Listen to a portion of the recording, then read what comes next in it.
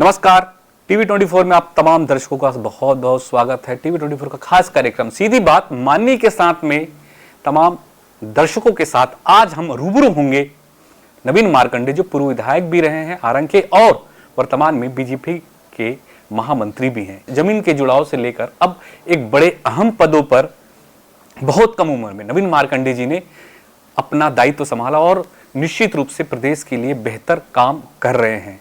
नवीन जी का टीवी 24 में बहुत बहुत स्वागत है जी। धन्यवाद। सबसे पहले दर्शकों के बहुत सारे सवालात होते हैं, हम पूछेंगे कि आखिर इतने कम समय में आप बीजेपी के अहम पदों पर अभी देख रहे हैं आप, और क्या कभी आपने सोचा था कि कभी आप राजनीति में भी आएंगे? जी देखिए, ऐसा है कि मैंने कभी ऐसा सोचा तो नहीं था कि मैं राजनीति में आऊँ। मैं गांव में किसान का बेटा हूँ, परिवार से किसान परिवार से है, और गांव में ही पढ़ाई लिखाई चल रहा था। मैं यहाँ पढ़ने के लिए, चूँकि उस समय हमारे गांव में 10वीं का रिज़ल्ट बहुत ख़राब आता था, तो घर वाले मुझे रायपुर पढ़ने भेजे थे। और यहाँ रायपुर में आने के बाद पढ़ाई के दरमियान 10वीं 11वीं में अखिल भारतीय विद्यार्थी परिषद से छात्र राजनीति से संपर्क हुआ, संघ से उस समय संपर्क हुआ, और वो एक रास्ता वहीं से टर्न हुआ कि एक छात्र राजनीति संघ परिवार से जुड़ते हुए आगे बढ़ें। और वो एक तरह से लगातार वो जो क्रम चला, 10 वर्ष मैं छात्र राजनीति में ही संघ में ही रहा, और उसके बाद युवा राजनीति से सक्रिय राजनीति में प्रवेश किया 2010। उस समय हमारे अनुराग सिंह देव जी युवा मोर्चा के प्रदेश अध्यक्ष हुआ करते थे, उनकी टीम में मुझे पहला ब्रेक मिला और वो प्रदेश उपाध्यक्ष के रूप में, और फिर वहाँ से मेरी सक्रिय राजनीतिक भूमिका प्रारंभ हुई। तो आप आरंग के विधायक भी थे भाजपा की ओर से? हाँ, जब मैं 2010 में मुझे प्रदेश उपाध्यक्ष की जिम्मेदारी युवा मोर्चा का मिला, उसके बाद फिर 13 में मुझे आरंग विधानसभा क्षेत्र के विधायक के रूप में, प्रत्याशी के रूप में एक जिम्मेदारी मिली। तो और जनता ने, आरंग क्षेत्र की जनता ने मुझे खुले दिल से बहुत स्नेह करके आशीर्वाद देकर एक बड़ी जिम्मेदारी निभाने के लिए दिए। उस समय एज भी बहुत कम था, तो उस समय राजनीतिक परिपक्वता भी कम थी समझिए। तो कहीं ना कहीं, लेकिन फिर भी से जो भी मेरे से उस 5 वर्ष में अच्छा काम करने का प्रयास मैंने किया, विकास के लिए, लोगों के मूलभूत आवश्यकताओं के लिए, इस इंफ्रास्ट्रक्चर के लिए, ऐसे बहुत सारे काम किए। और कहीं ना कहीं वो जो काम है वो आज भी आरंग क्षेत्र की जनता के दिलो दिमाग में है, और उनका स्नेह प्रेम आज भी मुझे मिलता है। क्योंकि आप विधायक भी रहे और 5 साल आपने काम भी किया, अब सीधे बीजेपी में आप महामंत्री भी हैं। अब तो आपको पूरे प्रदेश का दौरा करना पड़ता है, बड़ी जिम्मेदारियां हैं, शासन की तमाम योजनाएं हैं, उनको भी देखना दिखाना होता है, बताना होता है। काफ़ी कार्यकर्ता आप लोग से बड़े जो संगठन में पदों पे रहते हैं, तो कार्यकर्ताओं का बड़ा एक उम्मीद रहता है कि हम भी कुछ अच्छा करें, अच्छा कराएं या अच्छा काम हो। लेकिन इन 1.5 सालों में हमने देखा है सरकार बनने के बाद काम थोड़ा सा सुस्त रहा है। क्या वजह मानते हैं इसकी? काम इस 1.5 वर्ष में काम सुस्त नहीं रहा है। भारतीय जनता पार्टी चूँकि मूलतः संगठन का काम रहता है। इन छत्तीसगढ़ में इलेक्शन जैसे हुआ और लगातार इलेक्शन हुआ, आप देख रहे हैं विधानसभा हुआ, उसके 3-4 महीने के बाद जैसे लोकसभा का हुआ, फिर उसके थोड़ी दिन के बाद आप देखे होंगे कि नगरीय निकाय और पंचायत का हुआ। तो हम एक तरह से साल भर जो है 8 महीना साल भर हम लगातार इलेक्शन में चले गए। जैसे ही इलेक्शन का सब कंप्लीट हुआ, और कहीं ना कहीं उसी दरमियान हमारे बीच में 2024 पूरा संगठन वर्ष रहा, संगठन महापर्व चला हमारा, जिसमें हमने सदस्यता, भारतीय जनता पार्टी की सदस्यता प्रारंभ रहा।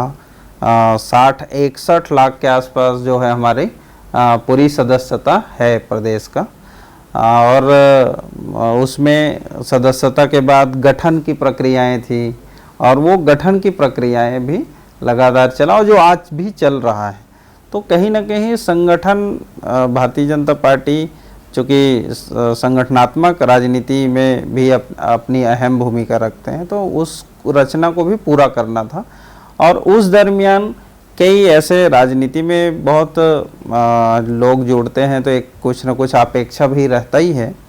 तो इस दरमियान जो है वो अपेक्षा पूरा नहीं होते दिखा होगा, लेकिन जैसे ही हमारी संगठनात्मक रचना पूरा हुआ तो आप देख रहे होंगे कि आयोग निगम मंडलों की घोषणा हुई, फिर प्रदेश की कार्य समिति की घोषणा हुई, प्रदेश पदाधिकारियों की, फिर मंडलों की पूरी रचना हमारी बन गई है, अब जिलों की भी पूरी रचना हमारी बन गई है, कुछ 4-5 जिला भी शायद बचे हैं।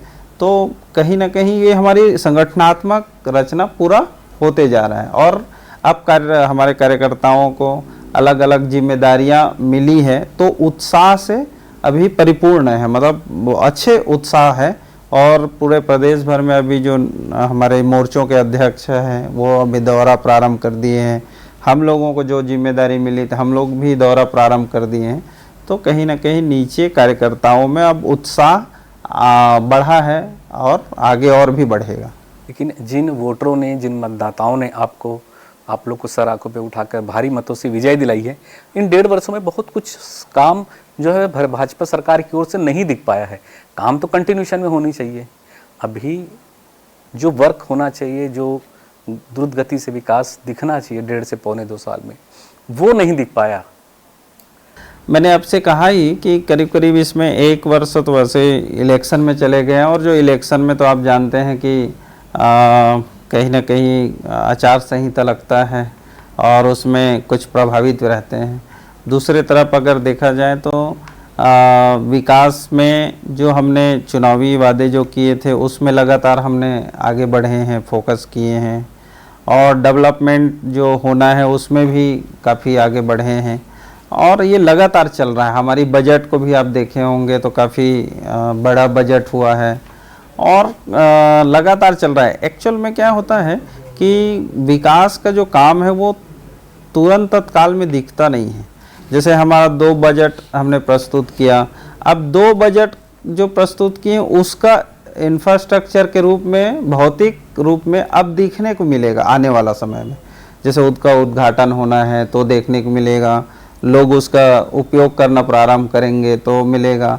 आप सड़कों की भी कहें तो एक लंबी और बड़ी बड़ी सड़कें का जो निर्माण हो रहा है अभी, जैसे स्कूल कॉलेजेस में काफ़ी रफ्तार हम लोगों ने लिए हैं, और मेडिकल सेक्टर में भी काफ़ी रफ्तार लिए हैं। अभी बहुत जो पिछले 5 साल में काफ़ी समस्याएं जो आती थी इन एजुकेशन के सेक्टर में, हॉस्पिटल के सेक्टर में, तो वो काफ़ी सुधार आया है।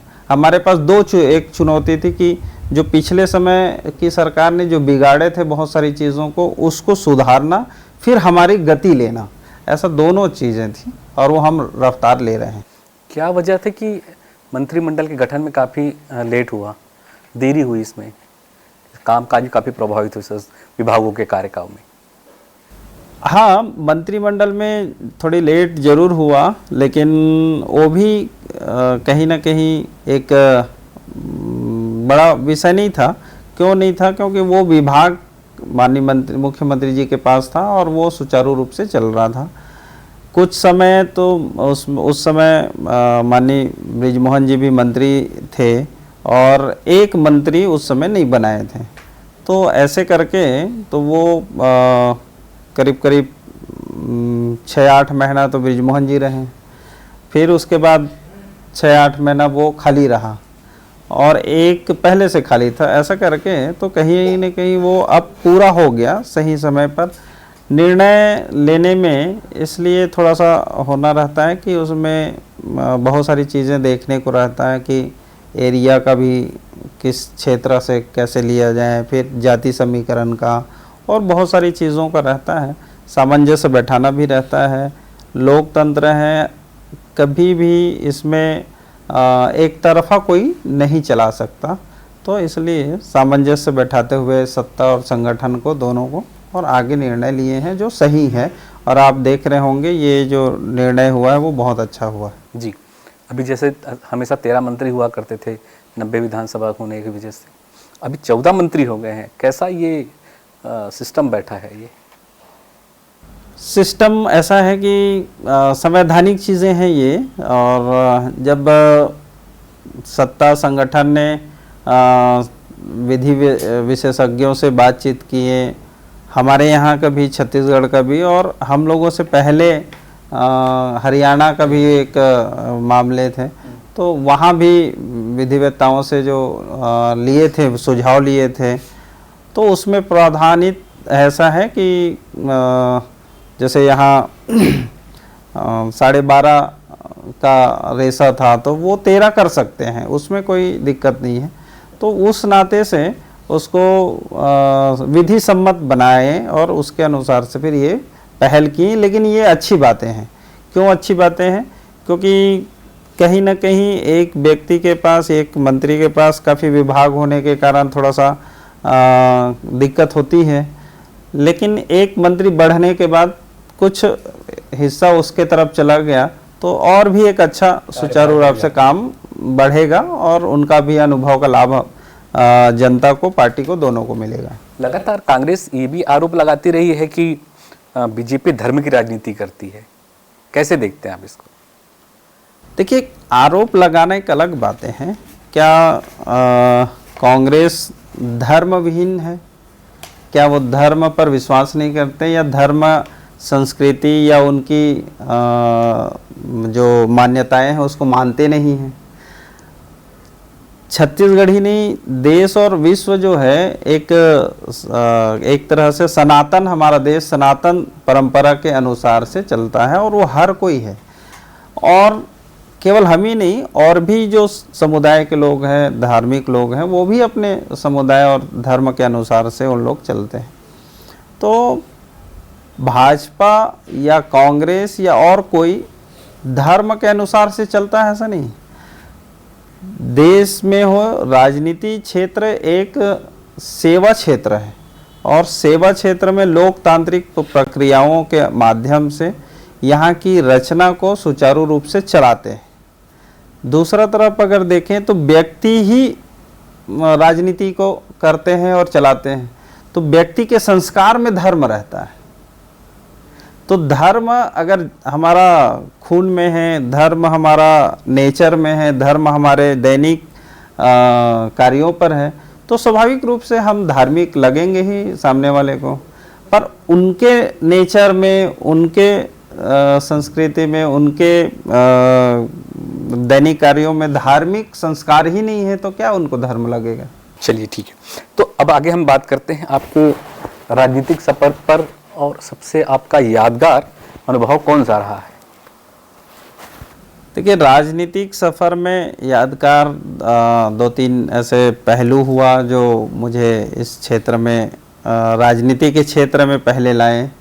हमारे एक बहुत अच्छा, उस समय मैं अब बड़े भाई मानता हूँ, आज भी मानता हूँ, प्रवीण पाठक जी, जो उस समय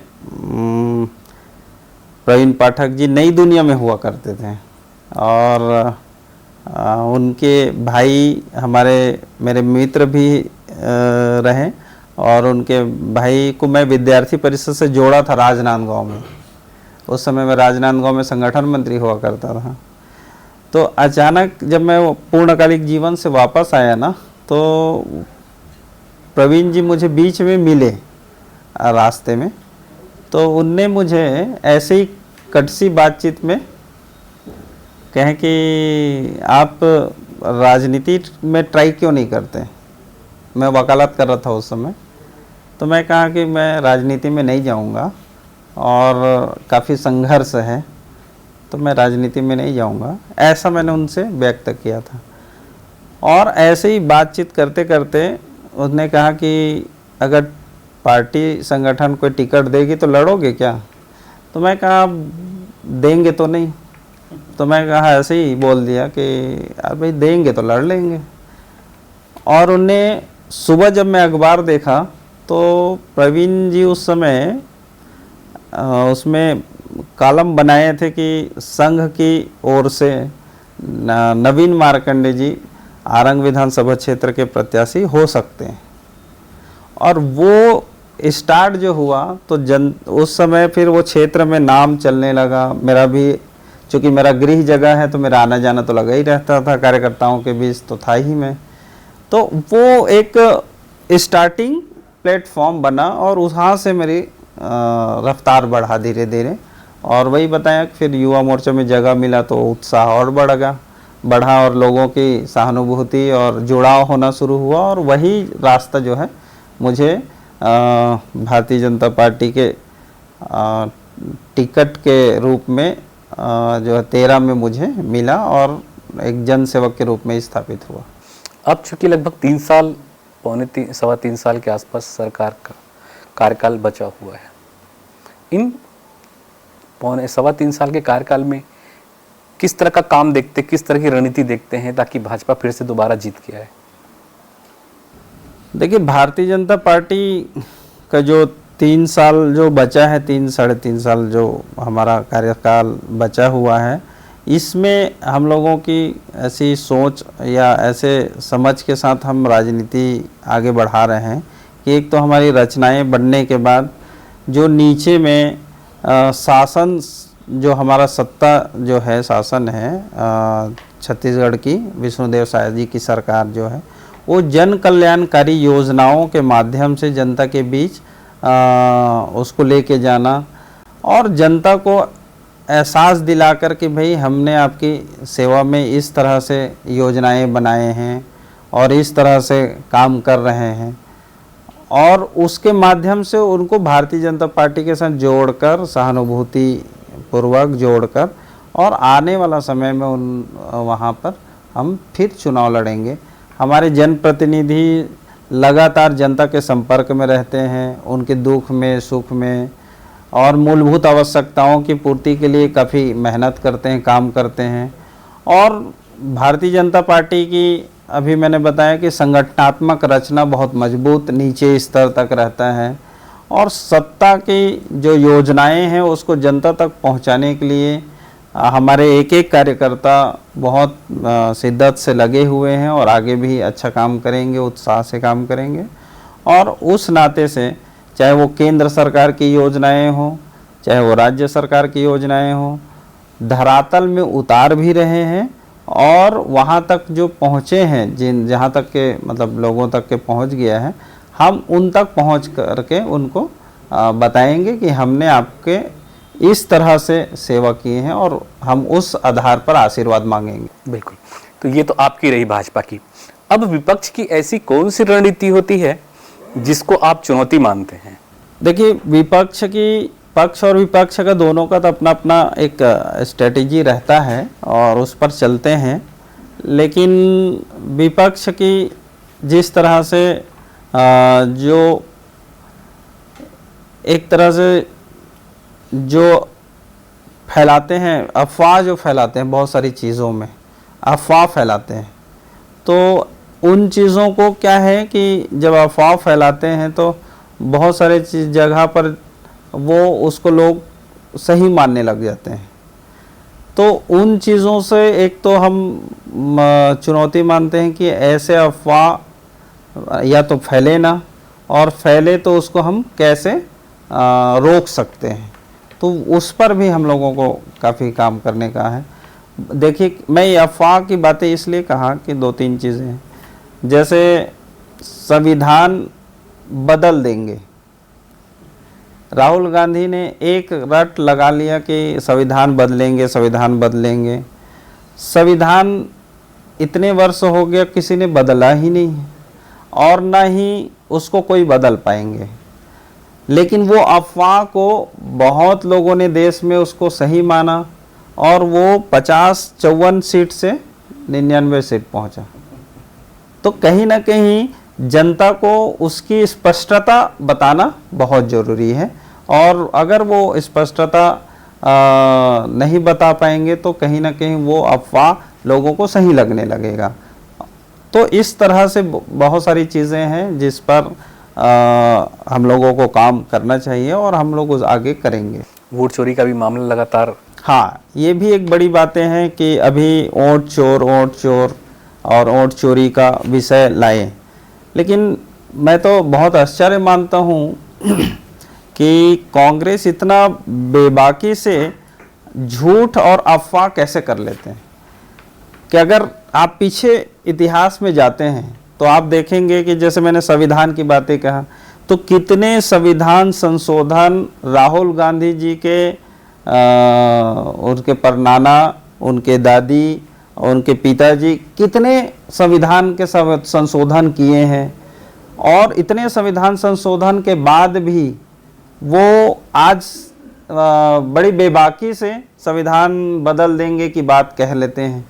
दूसरा तरफ वोट चोरी की अगर भी बातें कहें तो स्पष्ट उस समय आपातकाल के पहले बातें आई कि इंदिरा गांधी जी उस समय तत्कालीन प्रधानमंत्री जब इलेक्शन हुआ तो उस समय कहीं न कहीं जो है शासकीय इनके तंत्रों का दुरुपयोग करते हुए और वोट उस समय वोट चोरी करके बूथ कैप्चरिंग करके इंदिरा गांधी स्वयं जीती थी और अपनी सरकार को बनाए थे, और उस पर सुप्रीम कोर्ट और हाई कोर्ट ने निर्णय भी लिया।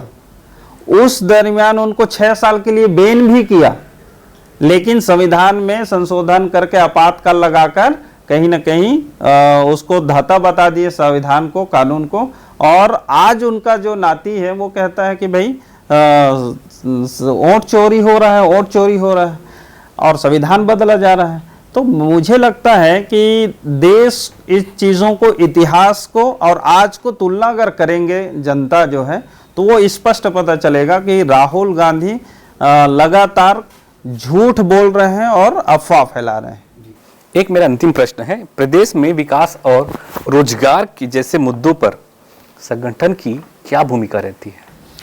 देखिए, हमारे छत्तीसगढ़ प्रदेश में रोजगार और संगठन की जो भूमिका है, जैसे मान लो जाए, तो उसमें हम लोगों ने ये बनाए हैं कि किस तरह से प्रदेश में रोज़गार क्रिएट किया जा सकता है। तो रोज़गार का अर्थ नौकरी ही नहीं होता, तो रोज़गार का अर्थ जैसे हमारे माननीय मुख्यमंत्री जी अभी विदेश यात्रा किए, बहुत सारे कंपनीज़ को इनवाइट किए हैं, यहाँ इन्वेस्ट करेंगे, फिर अलग अलग सेक्टरों में जैसे क्रिएट करते हैं रोज़गार। जैसे पहले नौकरी लगता था, तो नौकरी में भी जब अभी बहुत सारी भर्ती हुए हैं, शिक्षाकर्मी की भी और भर्ती होनी है। इसके अलावा हमने स्किल्ड डेवलपमेंट योजना लाए थे, उस योजना के अंतर्गत जो स्किल हुए लोग हैं उनको हम रोज़गार दे रहे हैं। हमारे प्रदेश में बहुत सारे ऐसे प्राइवेट सेक्टर में फैक्ट्रीज़ वगैरह जो हैं, वहाँ शासकीय सेक्टर में और प्लेसमेंट एजेंसीज जो तैयार किए हैं उसके माध्यम से, इस तरह से बहुत सारे ऐसे सेक्टर हैं जहाँ पर हम रोज़गार क्रिएट भी कर रहे हैं और उपलब्ध भी करा रहे हैं। तो एक बड़ी चीज़ें हैं। और आप अंतर देखेंगे तो हमारी भारतीय जनता पार्टी की सरकार आने के बाद इसमें काफ़ी ग्रोथ हुआ है कि रोज़गार और स्वरोज़गार। हाँ, इसमें इसको रोज़गार को 2 भाग में भी बांट सकते हैं। एक तो स्वरोज़गार होता है, एक रोज़गार होता है। तो खादी ग्राम उद्योग के अंतर्गत, अंत व्यवसाय योजना के अंतर्गत मुख्यमंत्री स्वावलंबन योजना है, मिनी माता स्वावलंबन योजना है, और ऐसे सभी प्रकार के योजनाएं हैं जिस पर हम जो यूथ है जो अपने कुछ रोज़गार करना चाहते हैं, स्वरोज़गार करना चाहते हैं, उन लोगों को छोटे छोटे स्मॉल राशि उपलब्ध कराते हैं, आसान किस्तों पर कराते हैं, छूट भी देते हैं। तो इस तरह से उसमें हम लोगों ने प्रयास किए हैं और उस माध्यम से काफ़ी संख्या में लोग स्वरोज़गार। तो ये है नवीन मार्कंडे जी, संगठन बीजेपी के महामंत्री भी है और निश्चित रूप से दायित्व बहुत बड़ा है इनका और लगातार अपने काम में भी काम कर रहे हैं और सफल भी हो रहे हैं। निश्चित रूप से इसका जो रिजल्ट है या इसका जो परिणाम भाजपा को भी देखने मिलेगा और भाजपा के लिए एक अच्छा कह सकते हैं कि आने वाला जो समय है जब चुनाव हो तो इसका भी जो एक बेहतर परिणाम नवीन जी के काम को भी देखा जाएगा। और नवीन जी बेहतर वर्क कर रहे हैं, बेहतर काम कर रहे हैं, मेरी भी लगातार इनसे चर्चा होती रही है। तो इन्होंने बताया कि बेहद अच्छे ढंग से ये लगातार हर जिलों में दौरा कर रहे हैं और लगातार यहाँ वहाँ के जो कार्यकर्ता है उनमें जोश भी भर रहे हैं। तो हमारी शुभकामनाएं हैं नवीन जी को। बहुत बहुत धन्यवाद, बहुत बहुत शुक्रिया नवीन जी।